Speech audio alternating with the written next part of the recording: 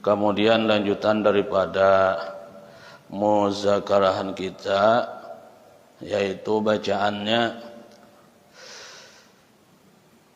Bismillahirrahmanirrahim wa alfazu at-tashahudi arada bit-tashahudi ma yashmalu as-salata 'alan nabiyyi sallallahu alaihi wasallam khamsu kalimatin awwaluha at-tahiyyatu lillah saniha salamun alaika ayyuhan nabiyyu wa rahmatullahi wa barakatuh salisuha salamun alaina wa ala ibadillahis salihin rabi'uha ashhadu an la ilaha illallah wa ashhadu anna muhammadar rasulullah khamisuha Allahumma salli ala muhammadin.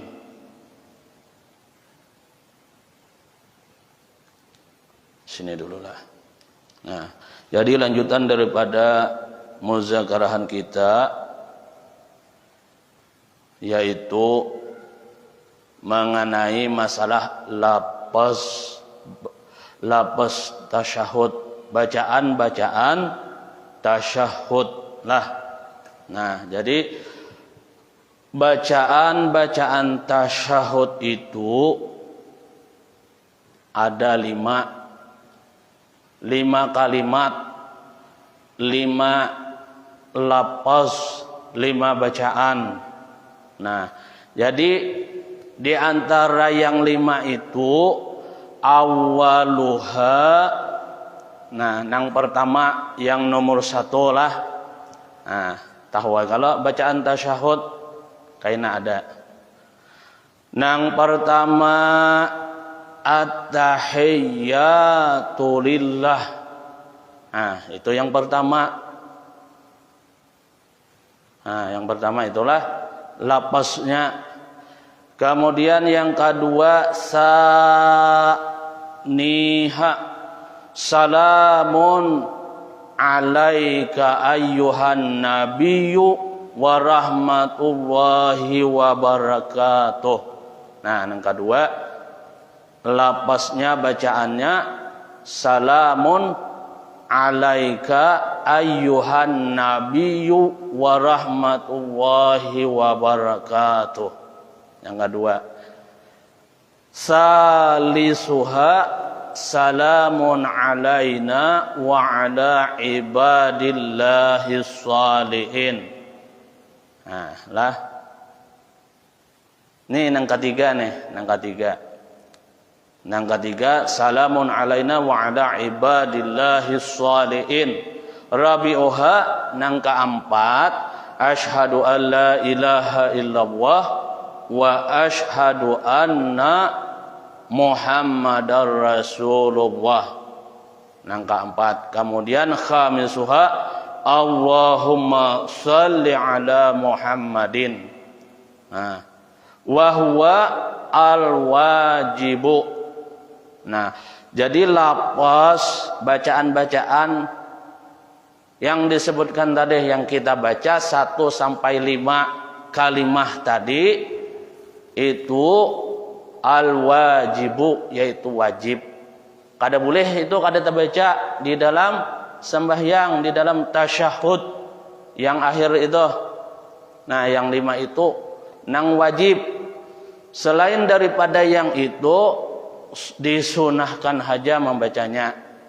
Nah, jadi yang 5 ini wajib hukumnya, karena ini termasuk rukun di dalam sembahyang. Nah, wajiblah. Salamun alaika ayyuhan nabiyyu wa rahmatullahi wa barakatuh. Nah, karena fajar maka kada ba'alif lam, kada dibaca assalamu alaika. Nah, biasa kan kita membacanya assalamu alaika, sedangkan di sini bacaannya salamun alaika. Nah, kenapa? Maka kada pakai alif lam, kada ada alif lamnya. Nah, masalah alif lam ada atau tidak adanya itu kada menjadi masalah, karena kada dihukumkan wajib masalah alif lam. Nah, biasa kan kita membacanya assalamu alaika ayyuhan nabiyyu wa rahmatullahi wa barakatuh, sedangkan ini dibaca salamun, dihilangkan orang alif dan lamnya. Nah, jadi itu tidak mempengaruhi karena kada dihukumkan wajib, cuma ujarnya yang memakai alif lam, yang ada alif lamnya itu hanya lebih abdal haja ujarnya. Nah, masalah keabdalannya haja, tapi boleh haja, sah-sah haja. Nah, bacaan tasyahudnya orang yang kada memakai, yang meninggal alif lamnya itu tidak menjadi masalah, dibolehkan haja. Cuma masalah keabdalannya, nah, lebih abdal yang ada alif lamnya ketimbang yang tidak ada alif lamnya. Nah, itu aja lah alasannya. Jadi lafaz atau bacaan-bacaan yang 5 tersebut lah, nah, ialah yang wajib dibaca sewaktu membaca tasyahud. Jadi jangan sampai kada terbaca bacaan-bacaan tersebut yang kita baca tadi. Nah, mulai mana tadi? At-tahiyyatu lillah. Nah, yang pertama, lepas yang pertama, salamun alaika ayyuhan nabiyyu wa rahmatullahi wa barakatuh. Yang kedua, salamun alaina wa ala ibadillahis shalihin. Yang ketiga, yang keempat, asyhadu an la ilaha illallah wa asyhadu anna muhammadar rasulullah. Yang keempat, yang kelima, Allahumma salli ala sayyidina Muhammadin. Nah, wajib dibaca sewaktu kita membaca tasyahud yang akhir. Nah, dan mencukupi saja, jika lafaz anna Muhammadar Rasulullah, misalnya lah. Nah, misalnya kita membaca apa yang semestinya kita membaca wa asyhadu anna Muhammadar Rasulullah, kemudian dibaca orang anna Muhammadar Rasulullah. Ini misalnya haja nang kayak itu. Nah, jadi mencukupi haja jika membacanya nang kayak itu. Nah, ditinggal lafaz asyhadunya. Nah, misalnya ada orang nang kayak itu bacaannya anna Muhammadar Rasulullah, asyhadunya ditinggal. Nah, mencukupi haja, dibolehkan haja nang kayak itu bacaannya. Atau wa anna Muhammadan abduhu wa rasuluh. Nah, atau seharusnya kan membacanya yang pertama asyhadu an la ilaha illallah wa asyhadu anna Muhammadar Rasulullah. Dia baca anna Muhammadar Rasulullah. Nah, wa asyhadunya tuh dia hilangkan, kemudian atau dia membaca juga wa anna Muhammadan abduhu wa rasuluh. Nah, boleh aja juga dengan itu, dengan tanpa menggunakan kalimah asyhadu ujarnya. Nah, Boleh haja dengan itu bacaannya. Dan mencukupi juga jika salawat atas Nabi sallallahu alaihi wasallam dengan lafaz, dengan bacaan umpamanya sallallahu ala Muhammad. Yang di atas tadi kan, yang lafaz-lafaz yang 5 tadi apa? Salawatnya apa? Allahumma shalli ala Muhammadin. Sedangkan yang ini dia baca umpamanya sallallahu ala Muhammad. Dia baca seperti itu. Jadi mencukupi haja, dibolehkan haja juga. Atau dia membaca sallallahu ala rasulihi misalnya. Yang pertama kan Allahumma sholli ala Muhammad. Yang biasa kita baca itu haja. Kemudian umpamanya ada yang membaca sallallahu ala Muhammad. Lafaz Allahumma digantinya dengan sallallahu. Jadi boleh haja, mencukupi haja. Atau dia baca dengan bacaan sallallahu ala rasulihi. Yang di atas tadi kan ala sayyidina Muhammad, ala Muhammad. Ini ala rasulihi. Dia baca yang seperti itu. Boleh haja juga, mencukupi haja juga. Atau juga dia baca sallallahu ala nabiyyi. Misalnya kayak gitu. Boleh haja juga. Artinya tuh yang disebutkan, yang dibaca ini semuanya salawat juga terhadap baginda Rasulullah sallallahu alaihi wasallam. Cuma yang masyhurnya, yang kebanyakan orang baca Allahumma shalli ala sayyidina Muhammadin. Jadi kada apa-apa amun ada yang membaca nang seperti di bawah sallallahu ala Muhammad, sallallahu ala rasulihi, sallallahu ala nabiyyi. Kada bapak. Itu bacaannya lah. Di sebagian redaksi lain ya, bacaan yang lain di kitab yang lain, kalimah assalamu pada lafaz tasyahud kedua dan ketiga tadi dimakrifahkan, bukan dihukumkan wajib. Jadi kada wajib itu nang ada alif lamnya toh. Kada diwajibkan, namun hanya lebih abdal saja. Sedangkan membaca salawat kepada keluarga Nabi Muhammad sallallahu alaihi wasallam dan lapas-lapas selain yang di atas tadi, itu hukumnya sunnah haja. Yang lengkapnya seperti apa? Jadi yang lengkapnya tasyahud, bacaan tasyahud, lapas tasyahud yang lengkapnya seperti apa? Jadi yang lengkapnya, kesempurnaannya kayak apa?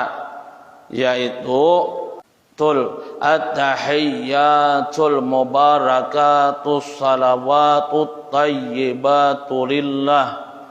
Assalamu alayka ayyuhan nabiyyu wa rahmatullahi wa barakatuh. Assalamu alayna wa ala ibadillahis salihin.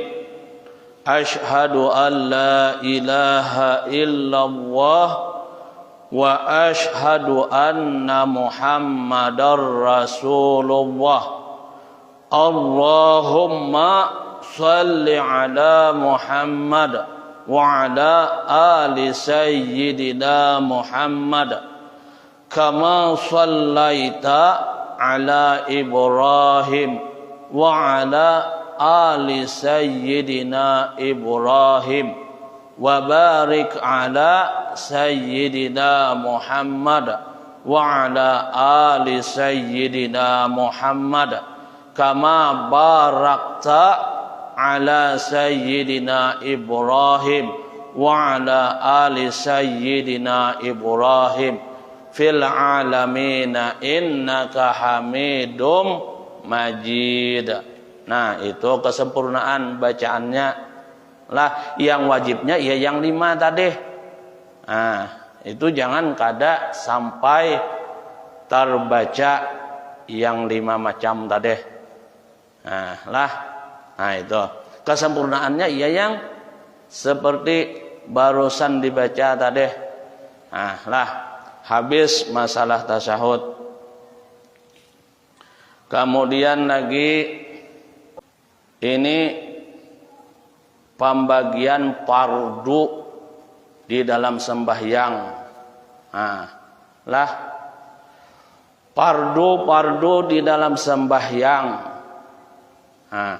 Wa furudu salati ala salasati aqsamin. Nah kan fardu sembahyang, rukun sembahyang ada 18 di dalam kitab ini, di dalam kitab Syarah Syitin ini ada 18. Jadi rukun yang 18 itu kemudian ada pembagiannya pulang terbagi atas 3 macam. Terbagi atas 3 bagian. Jadi minha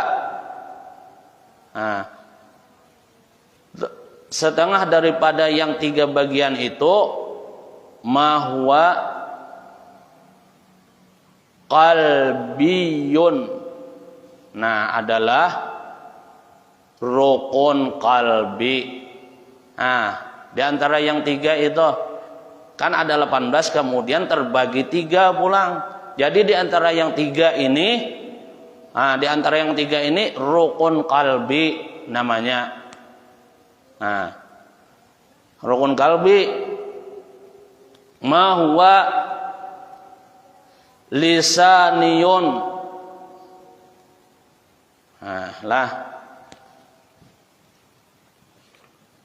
Kemudian lagi di antara yang 3 ini pulang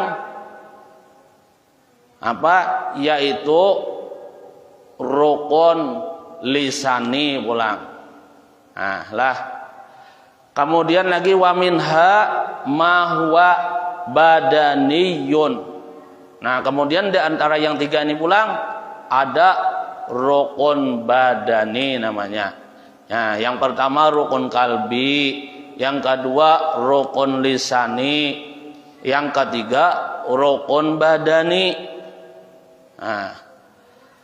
Fal awwalu nang pertama nih ayil qalbiyu. Yakni rukun kalbi.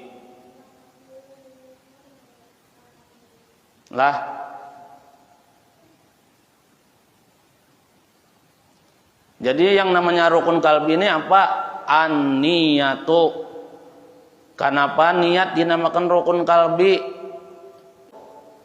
Karena tempatnya niat itu di mana? Yaitu di hati. Adalah yang namanya niat itu kalau di hati namanya. Kadada orang berniat mau misalnya mau mengerjakan puasa, maulah niatnya itu di mulut, kada mau kalau di hati. Yang kita baca nawaitu saumagadin umpama kan, itu cuma lapasnya aja.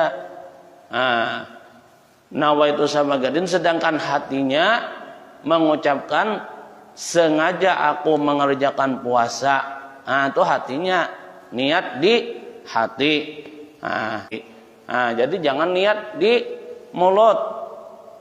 Kada mau. Jadi niat itu letaknya di hati.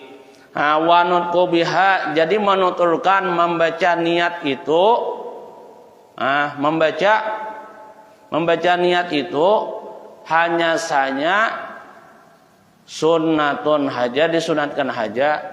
Misalnya kita mau mengerjakan sembahyang maghrib, usolli farudal maghribi salah sarakaatin.